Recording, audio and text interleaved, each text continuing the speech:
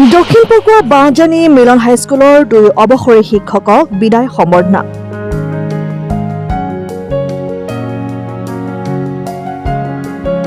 নলবাৰী জিলাৰ কুমাৰীকাটাত অৱস্থিত দক্ষিণ পকুৱা বাঁহজানী মিলন হাইস্কুলত বুধবাৰে এখনি বিদায় সম্বৰ্ধনা সভা অনুষ্ঠিত হয়। দক্ষিণ পকুৱা বাঁহজানী মিলন হাইস্কুলৰ পৰিচালনা সমিতিৰ সভাপতি কৃষ্ণকান্ত বৰ্মনৰ সভাপতিত্বত অনুষ্ঠিত হোৱা বিদায় সম্বৰ্ধনা সভাখনত শিক্ষক শিক্ষয়িত্ৰী আৰু ছাত্ৰ ছাত্ৰীসকলে পৰিৱেশন কৰা সমবেত সংগীতেৰে সভা আৰম্ভ হয়। দক্ষিণ পকুৱা বাঁহজানী মিলন হাইস্কুলৰ শিক্ষক মানসজ্যোতি শৰ্মাই আধৰা বিদায় সম্বৰ্ধনা সভাত 2 অৱসৰী শিক্ষক কৈলাশ কোঁৱৰ আৰু নাছিৰ আহমেদক ফুলাম গামোচা জাপি শৰাই ধৰ্মগ্ৰন্থ ছাতি ঘড়ী ফুলৰ মালা ফুলৰ থোপা পেণ্ট চাৰ্ট চেণ্ডেল কলম গছপুলি আৰু মানপত্ৰৰ বিদায় সম্বৰ্ধনা জনোৱা হয়। বিদায় সম্বৰ্ধনা সভাত উপস্থিত থাকে দক্ষিণ পকুৱা বাঁহজানী মিলন হাইস্কুলৰ প্ৰধান শিক্ষক ধ্ৰুৱ কুমাৰ গোস্বামী, প্ৰতিষ্ঠাপক অৱসৰী প্ৰধান শিক্ষক আলহাজ জাহিদুৰ ৰহমানৰ লগতে এই বিদ্যালয়ৰে কেইবাগৰাকী অৱসৰপ্ৰাপ্ত শিক্ষক ক্ৰমে প্ৰদীপ কুমাৰ শৰ্মা, জিতেন ডেকা, ঘনকান্ত বৰ্মন, বাপুৰাম তালুকদাৰ, সৰ্বেশ্বৰ হালৈ, অচ্যুত শৰ্মা, শামছুদ্দিন আহমেদ, আমিৰুদ্দিন আহমেদ, শৰৎ বৰ্মন,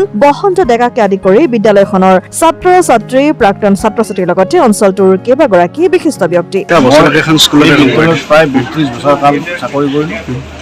1992 29 মে'ৰ পৰা আজি 30 এপ্ৰিললৈকে 24 গতিকে এই বিদ্যালয়খনত থাকি ইমানেই ভাল লাগিছিল ভাবিব নোৱাৰোঁ।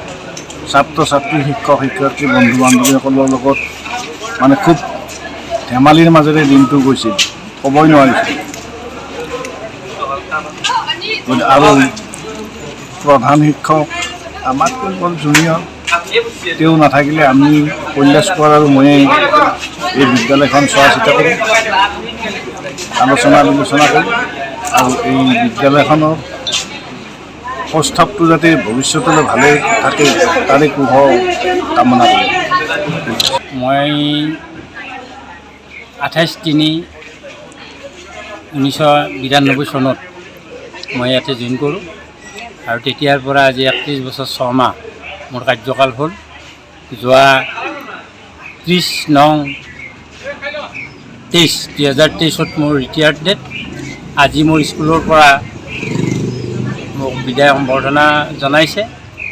এইখিনি মোৰ কাৰ্যকালৰ সময় আৰু এই অনুষ্ঠানটোত মই যেতিয়াৰ পৰাই ইয়াত কাম কৰিছোঁ খুব একাগ্ৰতাৰে মই ছাত্ৰ ছাত্ৰীৰ মাজত বিলীন হৈ গৈছিলোঁ।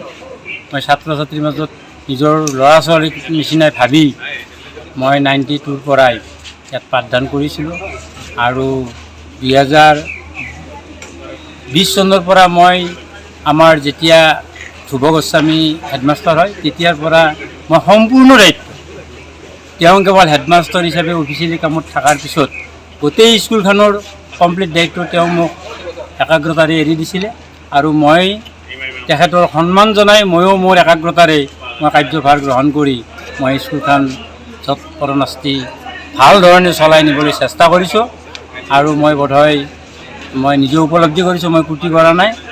আৰু আজি মোৰ অলপ এই বিদায় মেলাত এটা মোৰ বেয়া লাগিছে। এইকাৰণে বেয়া লাগিছে, ইমান ল'ৰা ছোৱালী এটা অসমৰ ভিতৰত বুলিয়ে মই ক'ব লাগিব, ইয়াতে 100 ল'ৰা ছোৱালী আমাৰ, ইমান ডাঙৰ হাইস্কুল এখন, ল'ৰা ছোৱালীৰ উভয় আৰু ষ্টাফো আমাৰ 25-30জনমান। গতিকে এই অনুষ্ঠানটোৰ পৰা এৰি যোৱাটো এটা কেনেকুৱা কথা, সেইটো ইয়াতে যোনে কাম কৰে সিয়ে উপলব্ধি কৰিব পাৰিব। গতিকে মোৰ এইটো এটা সাংঘাতিক ধৰণে এটা আৱেগিক হৈ গৈছিলোঁ। আজি মই ভাষণ ৰাখিব পৰা নাই আৰু মোৰ এফালেৰে বৰ আনন্দও লাগিছে। মই সশৰীৰে আজি ইয়াৰ পৰা ইমান মৰমৰ মাজেৰে আজি মোৰ ষ্টাফ সহকৰ্মীসকলে যি আদৰ সন্মানেৰে আজি আমাক বিদায় দিলে, মই এইটো পাৰিব নোৱাৰিমে, মোৰ জীৱনত থাকি গ'ল। আৰু মোৰ ল'ৰা ছোৱালীৰ যিখিনি আজি মৰম, ইমান গৰম, এই গৰমতো 4-5 ঘণ্টা আমাৰ মিটিং হৈছে। আমাৰ বয়োজ্যেষ্ঠ আমাৰ ৰিটায়াৰ্ড শিক্ষকবিলাকে ভাষণ দিওঁতে মোৰ ভাগত নপৰিলে। গতিকে ইমান ধৈৰ্য সহকাৰে ল'ৰা ছোৱালী আৰু শিক্ষক বন্ধুসকলে এই গৰমত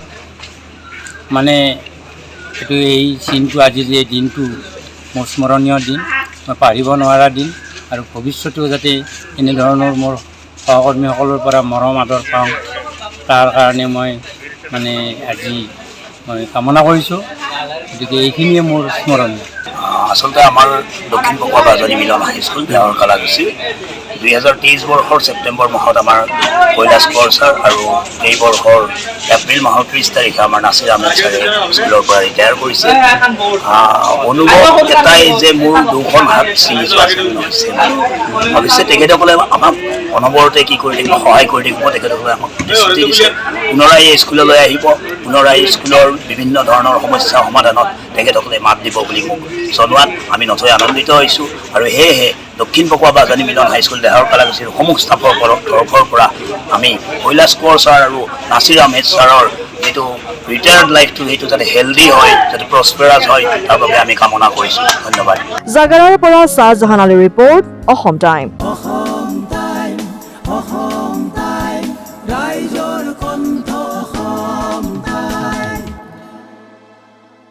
আপোনাৰ প্ৰিয় চহৰ নলবাৰীত নিজাববীয়াকৈ বসবাস কৰাৰ সপোন আছে নেকি?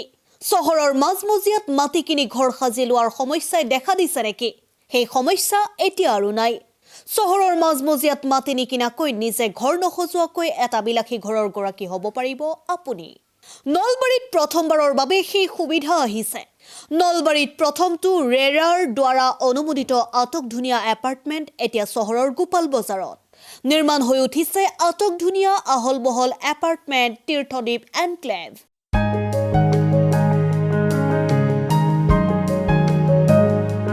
চহৰৰ গোপাল বজাৰৰ DIC পথত নিৰ্মাণ হৈ উঠিছে তীৰ্থদ্বীপ এনক্লেভ এপাৰ্টমেণ্ট। 2টা আৰু 3টা আটকধুনীয়া শুৱনি কোঠাযুক্ত সপোনৰ ঘৰ, যথোপযুক্ত গাড়ী পাৰ্কিঙৰ সুবিধা, নিৰিবিলি পৰিৱেশ, যাতায়াত আৰু যোগাযোগৰ উপযুক্ত সুবিধা। আপোনাৰ সপোনৰ ঘৰখনৰ বাবে ন্যূনতম হাৰত বুকিং চলি আছে। পলম নকৰি এতিয়াই যোগাযোগ কৰক 9706010636 আৰু 9954253864 নম্বৰত।